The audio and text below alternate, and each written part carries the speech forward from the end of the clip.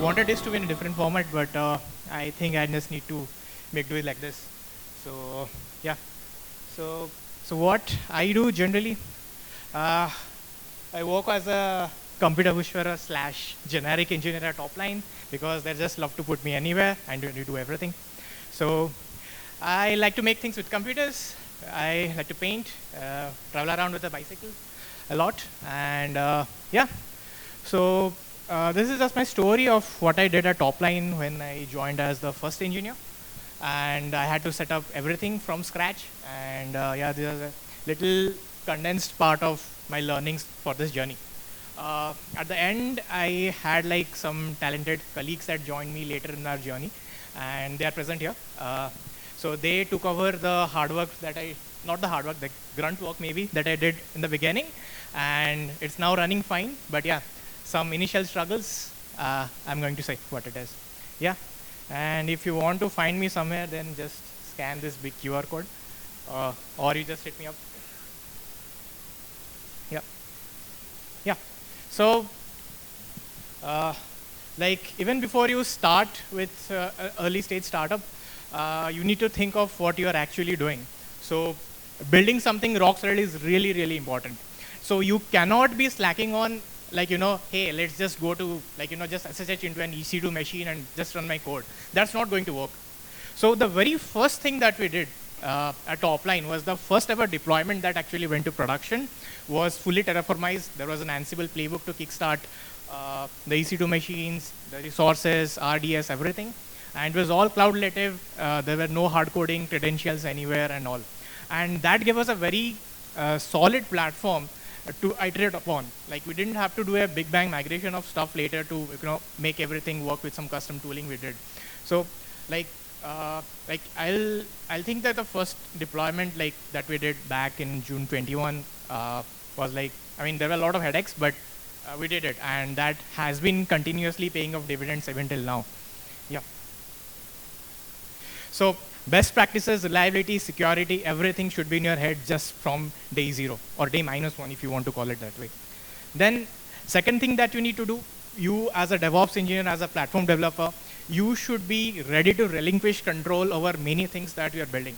So as people join in our team, the other thing that I did was basically set up our CI/CD pipeline on GitHub Actions and gave everyone the framework to build it. So we have like 3, 4, 5, 6 services which are using the similar template. Like there have been changes over time. But yeah, it was the same essence that I started from from day 0. Like the deployments going through CI/CD and like just everyone carried over it. And as a platform engineer, you just set up the initial the foundation of what you do. But what exactly runs in a CI for a particular application, I'm not aware of it. So it's very important to build that abstraction right from the beginning. Yeah. And as long as you're as you're building your own platform, you will have to define abstractions, and you need to abstract the right piece, because since I came from a product development background, so I know what the feelings of developers towards platform stuff.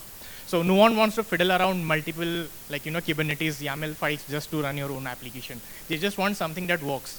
You just give them, I want this is the size of my instance that I do, this is my heap size, this is the application that I'm running, just let it work. And you should be cognizant of that. So that will help you both drive adoption of whatever you are building, as well as it will keep things consistent. So you need to also, when you are doing all this, don't be carried away. Just make sure you're abstracting whatever is just required for your goals. And that's it. And once you do this, everyone will be happy. You will have less ops. Devs will be happy. Everyone will do what they want. Yeah. Another important thing that you need to take care of while you're building platforms is keeping things centralized.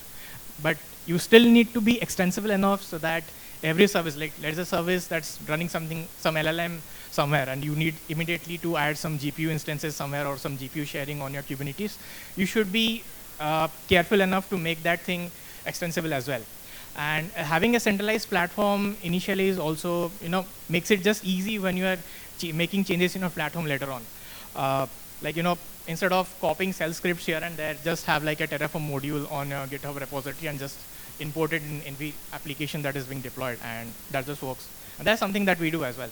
Like, just have a core Terraform and it works. And we have also made this distinction between what's the service or applications resources versus resources that is required by the entire platform. So that thing is again. Then the final things basically, you need to have this idea that you are the enabler. You are not the owner of the platform. The platform is something that is shared.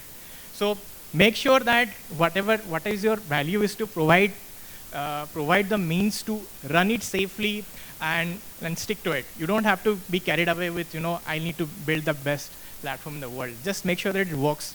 Keep things simple and build things in-house when especially in the early days when you have a crunch of resources with you.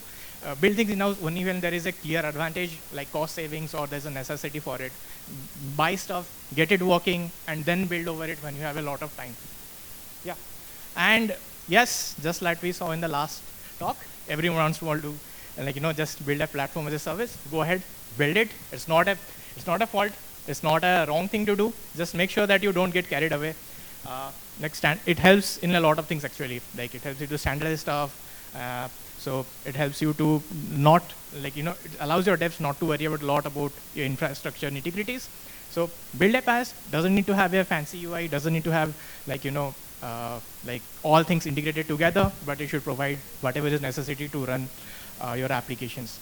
And finally, make sure that the platform is, as I said, the platform is shared. So make sure that everyone who comes in, every engineer in an application can contribute to the platform. If they want to introduce some SQS maybe, which you do not have, ask them if they can build it. If they can build it, nice. So have this culture of collaboration. This is really, really important because you'll get a lot of ideas outside, you'll get ideas from users, you'll get ideas from other members in a company which are not really focused on building platforms, and that's really a great thing. Yeah. So that's it from me.